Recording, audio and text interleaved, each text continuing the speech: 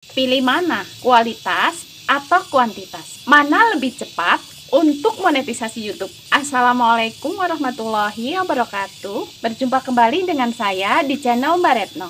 Ketika pertama kali membangun channel YouTube, pilihan tersulit kedua setelah berhasil menentukan topik video adalah apakah kita sebaiknya membuat video sebanyak-banyaknya tetapi dengan kualitas rendah, atau kita lebih baik membuat sedikit video tetapi dengan kualitas yang tinggi. Dulu saya pun mengalami kebingungan yang sama. Ada tutor yang mengatakan sebaiknya kita membuat video sebanyak-banyaknya untuk diupload ke channel kita. Semakin banyak videonya, semakin besar kemungkinan mendapatkan lebih banyak penonton. Beliau mengungkapkan teorinya seperti ketika kita sedang memancing ikan. Kolam diibaratkan YouTube-nya, ikan diibaratkan penonton, dan kail pancing diibaratkan video-video kita. Banyaknya pemancing yang memutari kolam, mereka saling bersaing untuk mendapatkan ikan-ikan yang ada di kolam tersebut. Nah, jika kondisinya seperti itu, maka yang akan mendapatkan ikan paling banyak adalah yang memiliki kail dalam jumlah yang banyak. Awalnya saya berpikir, wah, ide tutor tersebut masuk akal. Saya pun langsung mempraktekannya. Dengan semangat 45, saya pun membuat video sebanyak-banyaknya. Bahkan jumlah video saya mencapai 600-an video hanya dalam waktu 6 bulan saja. Dalam 1 bulan saya bisa mengupload 100 video, 3-4 video per harinya. Lalu bagaimana hasilnya?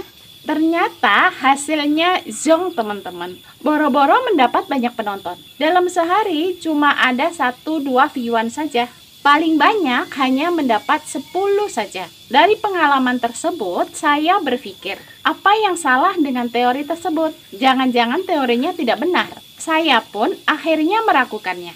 Di tengah keraguan saya tersebut, saya melihat di berandaku video hewan-hewan beserta suaranya. Video tersebut sangat banyak sekali penontonnya. View yang didapat dalam satu video saja mencapai 20 juta view. Setelah saya cek channelnya, saya semakin kaget. Ternyata jumlah videonya hanya 6 buah saja. Kemudian saya iseng untuk cek view hariannya di Social Blade. Wow, fantastis! View hariannya mencapai 2 juta view. Dan view sebanyak itu didapat dari video panjang semua.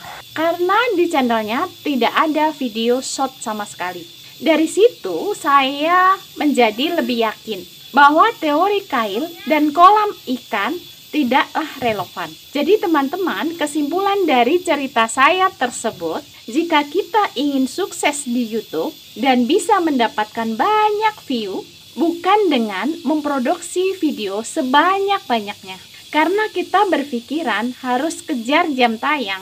Pokoknya 1 hari harus upload 1 video. Yang penting konsisten, peduli amat dengan kualitas video. Cara seperti itu tidaklah tepat.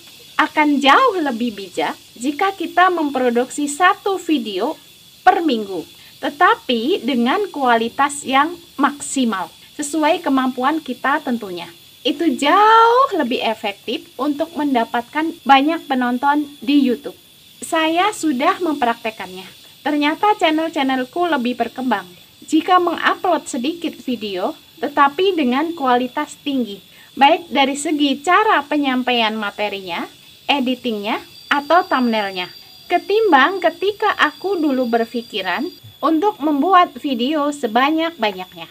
Maka sekarang saya hanya mengupload 2 atau 3 video saja dalam 1 minggu. Jadi teman-teman, saya tekankan sekali lagi, utamakan kualitas video. Buatlah video sebaik-baiknya. Buatlah thumbnail sebaik-baiknya. Jika ingin berkembang di YouTube, ingat, kualitas mengalahkan kuantitas. Saya tebak, Pasti di antara teman-teman ada yang bertanya-tanya, Mbak Retno, bagaimana kita bisa membuat video yang berkualitas? Kita kan pemula, masih proses belajar. Modal juga pas-pasan, cuma modal HP kentang pula. Saya juga dulu berpikir seperti itu. Apa bisa saya sebagai pemula membuat video yang berkualitas di YouTube jika para senior mereka sudah bisa melakukannya? Karena mereka sudah bisa mendapatkan penghasilan yang cukup besar dari channelnya, sehingga mereka bisa membeli peralatan yang lebih memadai. Kamera DSLR, mic yang berkualitas tinggi, ruang studio dengan latar yang berwarna-warni, bahkan mereka pun bisa memperkerjakan orang-orang yang ahli di bidangnya masing-masing.